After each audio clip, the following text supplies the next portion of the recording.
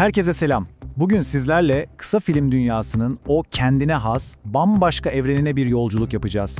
Bu yolculukta da bize film teorisyeni Richard Ruskin'in müthiş fikirleri rehberlik edecek. Bakalım bu işin sırrı neymiş? Şimdi dürüst olalım. Harika bir kısa film yazmak neden bu kadar zor? Yani eğer bu işle uğraşıyorsanız bu soruyu kendinize defalarca sormuşsunuzdur. Kafanızda müthiş bir fikir var ama iş onu o kısacık süreye sığdırmaya gelince sanki bir şeyler bir türlü oturmuyor, değil mi? İşte bütün meselenin kilitlendiği yer tam da burası. Muhtemelen yanlış kural kitabıyla oynuyorsunuz. En büyük yanılgı ne biliyor musunuz? Kısa filmi sanki uzun metrajlı bir filmin küçültülmüş haliymiş gibi düşünmek. Ama hayır, alakası bile yok. Bu ikisi birbirinden tamamen farklı sanat formları. Peki o zaman ilk bölümümüze başlayalım. Kuralları yıkmak. Yani önce şu bildiğimiz o klasik Hollywood kurallarının kısa filmlerde neden pek de işe yaramadığını bir anlayalım. Önce sorunu doğru teşhis etmemiz lazım. Mesela çatışma miti. Bize hep ne denir? Her hikayenin bir çatışmaya ihtiyacı vardır, o hikayenin motorudur. Uzun metraj için bu doğru olabilir. Ama kısa filmde aslında bu tamamen size kalmış bir şey. Yani bir zorunluluk değil. Ruskin'in de dediği gibi, Com gibi bazı filmlerde neredeyse hiç çatışma yokken Eating Out gibi filmler tamamen çatışma üzerine kurulu. Demek ki neymiş? Çatışma bir kural değil, bir tercih. İşte bu tüm drama çatışmadır lafı da Seinfeld gibi büyük senaryo gurularından geliyor ve evet uzun metrajda bu kuralın bir karşılığı var, yalan yok. Ama bu düşünceyi alıp olduğu gibi kısa filme yapıştırmaya çalıştığınızda işte o zaman yaratıcılığınızı en başından itibaren bir kutuya hapsetmiş oluyorsunuz. Gelelim ikinci mite, karakter dönüşümü. Şimdi uzun metraj filmlerde ne olur? Ana karakterimiz filmin başında biriyken sonunda bambaşka birine dönüşür. Yani köklü bir değişim geçirir. Ama kısa filmlerde durum farklı. Orada bütün bir dönüşüm yerine karakterin hayatındaki o küçücük bir ana odaklanılır. Karakterin özü değişmez belki ama içinde bulunduğu durum o an sayesinde tamamen değişir. Yani bakın, Ruskin'e göre tam bir karakter dönüşümü için şu 4 aşama gerekiyor. Önce karakterin normal halini göreceğiz, sonra onu değiştirecek bir olay olacak, sonra o değişim sürecini izleyeceğiz ve en sonunda da karakterin yeni halini göreceğiz. Şimdi bir düşünün, bütün bunları 10 dakikaya inandırıcı bir şekilde sığdırmak pek mümkün değil mi? Ve tabii ki diyalog miti. Uzun metrajda diyalog olmazsa olmazdır, hikayeyi ilerletir ama kısa filmde diyalog sadece bir seçenek. İsterseniz hiç konuşturmazsınız, isterseniz tek bir kelimeyle bitirirsiniz, isterseniz de baştan sona diyalog üzerine kurarsınız. Mesela Matka filminde tek kelime diyalog yok ama hikaye akıp gidiyor. Eating Out ise neredeyse tamamen diyalog üzerine kurulu. Yani burada da kural yok, sadece sizin tercihiniz var. Tamam, eski kuralları çürüttük. Peki yerine ne koyacağız?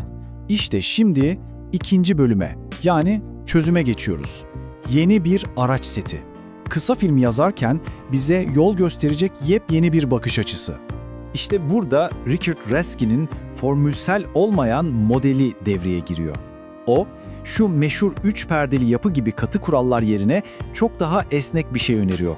Bu böyle tik atacağınız bir kontrol listesi değil. Daha çok hikaye anlatımınızı zenginleştirecek, yaratıcılığınızı tetikleyecek bir dizi dinamik ilke. Bu modelin en güzel tarafı ne biliyor musunuz? Felsefesi. İnsana kendini özgür hissettiriyor. Yani bunları birer kural gibi değil de birer fırsat gibi düşünün. Zaten hepsi acemilikte sıkça yapılan hatalardan kaçınmanıza yardımcı olmak için var. Hepsini kullanmak zorunda da değilsiniz. Bazen sadece 2 ya da 3 tanesini doğru şekilde bir araya getirmek bile ortaya inanılmaz güçlü bir hikaye çıkarabilir. Harika. O zaman şimdi Ruskin'in modelinin kalbine inelim. 3. bölüm 7 dinamik çift. Bunları elinizdeki yaratıcı araçlar, bir nevi oyuncaklar gibi düşünebilirsiniz. Evet, işte o 7 dinamik çift, karakter odağı mı etkileşim mi, nedensellik mi seçim mi, tutarlılık mı sürpriz mi, ses mi görüntü mü, karakter mi nesne mi, basitlik mi derinlik mi ve son olarak ekonomi mi bütünlük mü?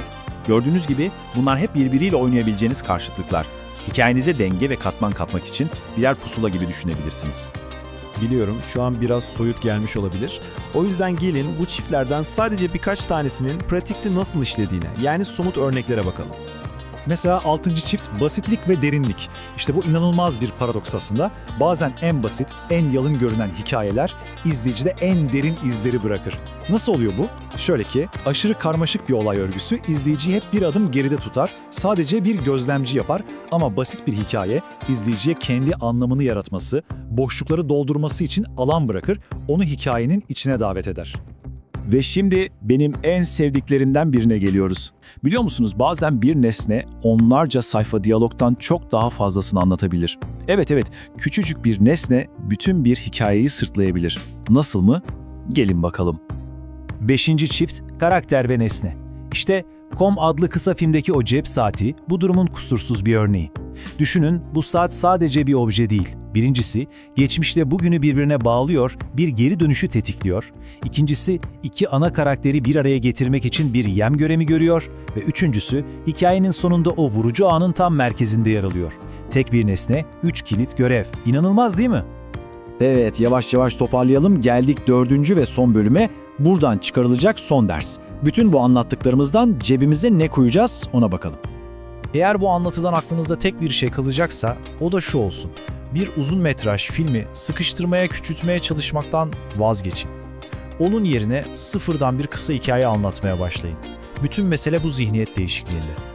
Yani kısaca unutmamanız gerekenler şunlar: çatışma, karakter dönüşümü, diyalog, bunlar birer zorunluluk değil, sizin seçimleriniz. Yankı uyandıran, akılda kalan hikayeler için basitlik ve derinlik gibi dinamik ilkeleri kullanın. Ve son olarak bırakın bazen nesneler sizin yerinizde konuşsun, hikayenin bir kısmını onlar anlatsın. İşte artık elinizde doğru araçlar var. Bu yeni bakış açısıyla belki de yaratıcılığınızın önündeki o görünmez duvarları yıkabilirsiniz. Peki, şimdi soru şu: siz hangi hikayeyi anlatacaksınız?